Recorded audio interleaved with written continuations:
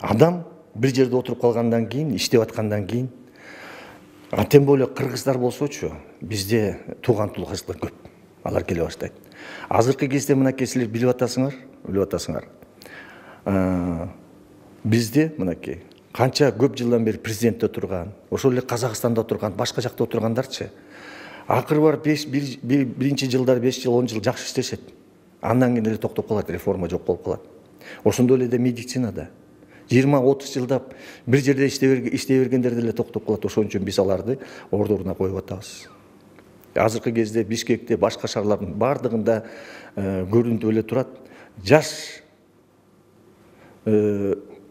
балдар келип атышат, жаш жигиттер келип атат. Алар деген заман өзгөрүлүп атат.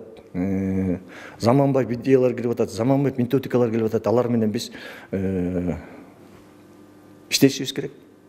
Болсун. Бунецтодон кийин дагы балким Бишкектеби же кайсыл региондордо ушундай өзгөрүүлөр болобу реформанын аркалуу?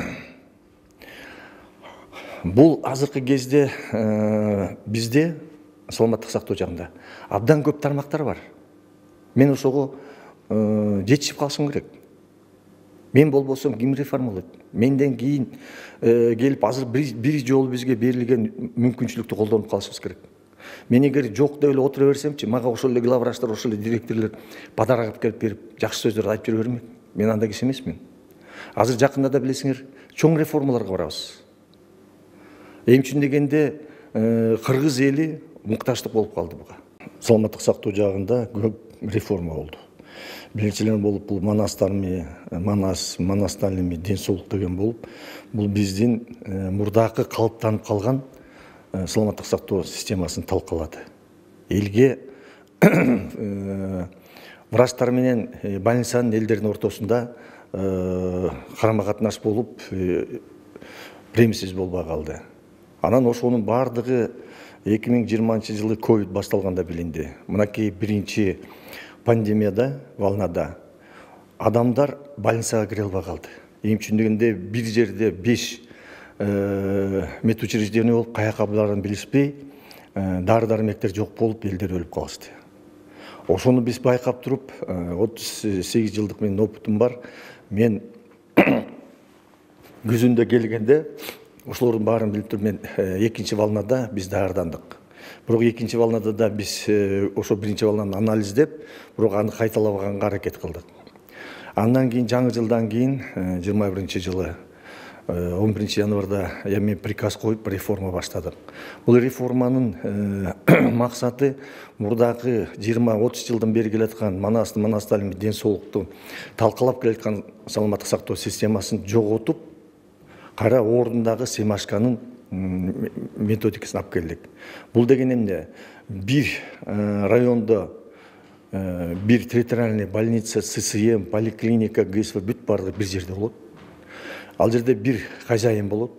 Ошол жооп берет саламаттык сактоо жагына биринчиден. Экинчиден ал жерде мурункудай болуп 4-5 жерге кетип калган УЗИ, рентген аппарат, гастроскопия деген жок болуп калган. Бир эле жерде болсо аларга түшпөй калган. Ошонун бардыгын биз бир жерге топтоп, элге иштеп бере турган саламаттык сактоо системасын түздүк. Ошол системаны мага мурдакы куруп бүткөндөрдүн баары келип айтышты. Бизге абдан чоң акча берген. Миллион сом берген. Бизге эксперттер келген. 10 жылда биз реформа кылганбыз, сен дейт келип туруп эле талкаладың, сен кимге кайсы акчаңа кайсы эл менен кыласың дегенде мен айттым, 2 айдын ичинде реформа бүтөт деп. Мына 2 айдын ичинде реформа бүткөн, 3-чү волнаны, 4-чү волнаны ошонун результаты менен бизде азыркы кезде башка өлкөлөргө караганда ковид оорусу менен күрөшүү эң жакшы турат. Мынакей 4-чү волна бүтүп баратат. Эл деген бардыгыбыз биз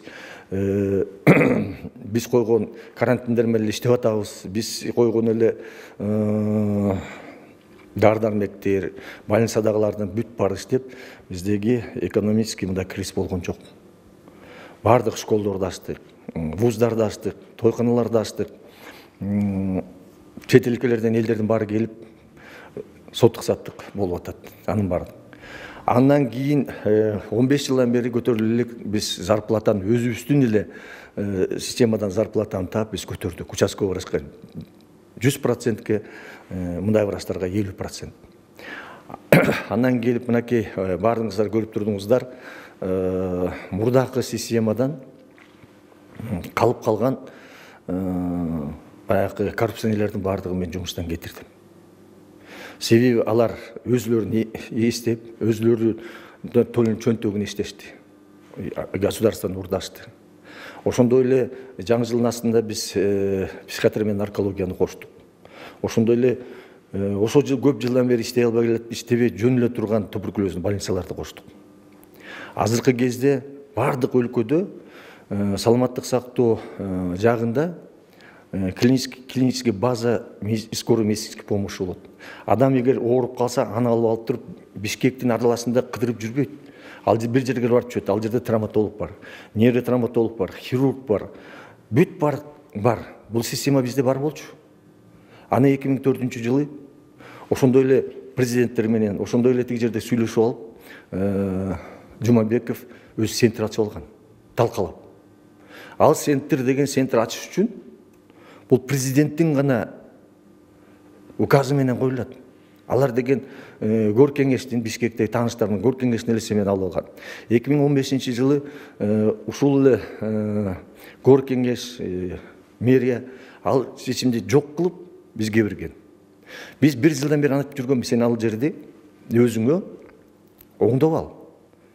Баары бир бул система келет дегенде мынакей алдар интервьюсунда айтып атат, бир жыл мурун мага айткан деп. Жок, ал баягы кенебестик кылып, биринчиден мурдакы эле өзүнүн атагына, даңкына ишенип, мурдакы президенттерге ишенип, колуңардан келсе кылып ал дегенди айтып калды да. А мен эл үчүн иштеп аткандан аны айтпай, азыркы кезде бир 10-15-20 күн ичинде өзү ордуна туруп калат. Мурдакы эле клинический больница, скорый медицинский помощь болуп, Бишкектегилер кыйналбай, миллион деген городдо Бишкек кыйналбай, бир эле жерге апарып, жаран оорган жерине эле врачебный помощь алып кетет. Анан негизи азыркы тапта коомчулукта биз буга чейин саламаттык сактоо тармагын реформалоо боюнча интервью алсак айтып атат да, бир кызматта адам 20 жылдап, 15 жылдап отурбаш керек дейт да. Ага мыйзам жол бербеш керек.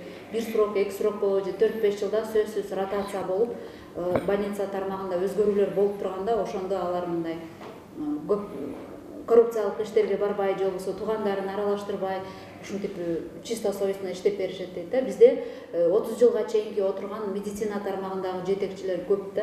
Буга Минздравдын пландары барбы? Канчалык жерде болсо дагы, канчалык жерде болсо, адам бир жерде отуруп калгандан кийин, иштеп аткандан кийин, тем более кыргыздар болсочу, бизде тууган туулгачтар көп. Алар келе баштайт.